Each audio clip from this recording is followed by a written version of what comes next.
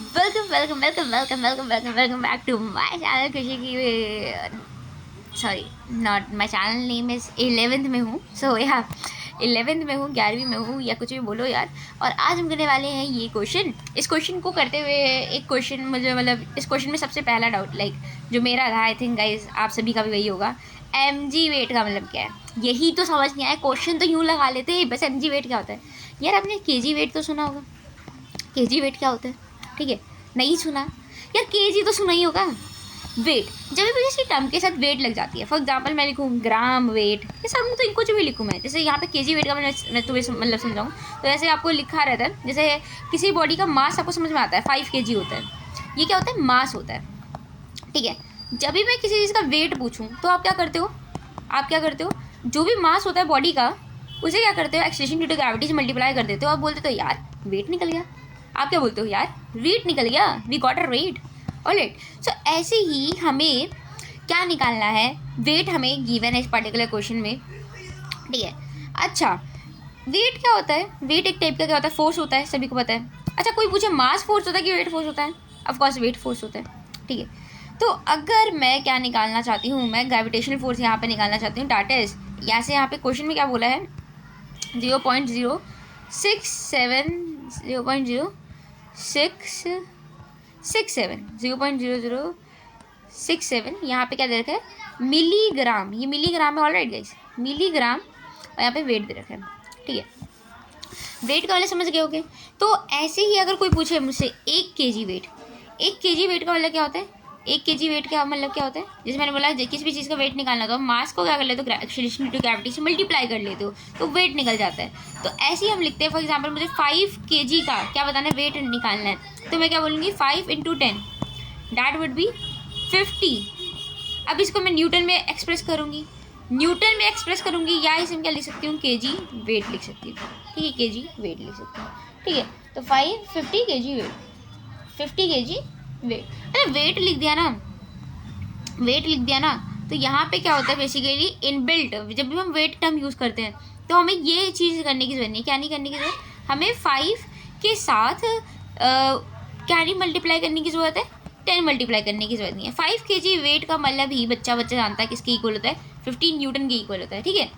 तो जब भी हमें क्या करना होता है, जब भी आपके साथ kg वेट टर्म जब जुड़ जाता है ना, मतलब इसका मतलब क्या होता है, 10 मल्टीप्लाई हो गया, 10 क्या हो गया, ऑलरेडी मल्टीप्लीकेशन में, तो उसका आंसर क्या हो जाएगा, 50 न्यूटन हो जाएगा। kg वेट एक एक्सप्रेसिंग यूनिट होती है। सिंपल बोलूँ तो 1 kg वेट किसके इक्वल होता है, 1 kg वेट किसके इक्वल होता है, 10 न्यूटन की इक्वल होता है, बिकॉज वेट जहाँ पे टर्म लग गया, मतलब 10 से हमें क्या करना पड़ेगा, मल्टीप्लाई करना पड़ेगा। ये 10 आता कहाँ से, एक्सेलरेशन ड्यू टू ग्रेविटी से आता है, ठीक है। ये बात आपको समझ आ गई होगी। अब यहाँ पे हमें सबसे पहले यहाँ पे मिलीग्राम दे रखा, तो हमें इसे किस में कन्वर्ट करना पड़ेगा, kg में, क्योंकि ऐसा यूनिट हमारी क्या है, kg है, ग्राम नहीं है, वो सीजीएस यूनिट है, तो kg में हमें इसे कन्वर्ट करना पड़ेगा। अरे यार 1 ग्राम में 1000 मिलीग्राम होते हैं, ठीक है। और हमसे बोला है 1 kg में कितने ग्राम होंगे, 1 kg में 1000 ग्राम होते हैं।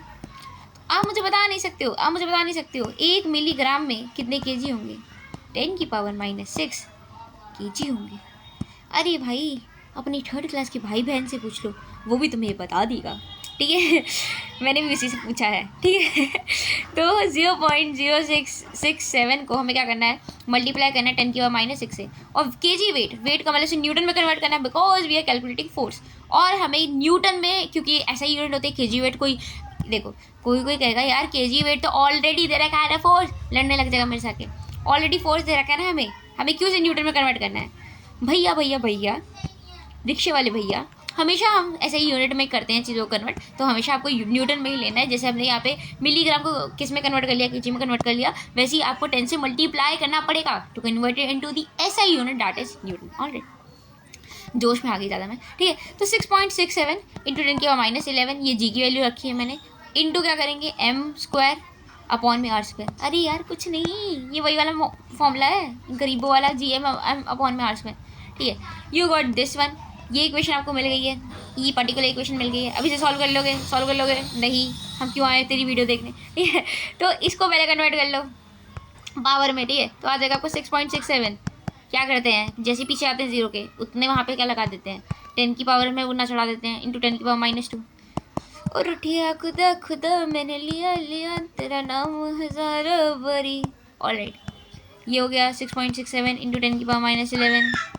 सिंक हो रहा है ना, एम स्क्वायर और आर स्क्वायर। रेडियस कितना देखा है, 1 दे रखा है।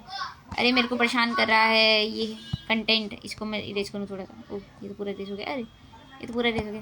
ठीक है, एम स्क्वायर अपॉन में क्या हो जाएगा, आर स्क्वायर की जगह हम सीधा 1 का स्क्वायर लिख सकते हैं। अब इसके कैलकुलेशन कर लो। और मुझे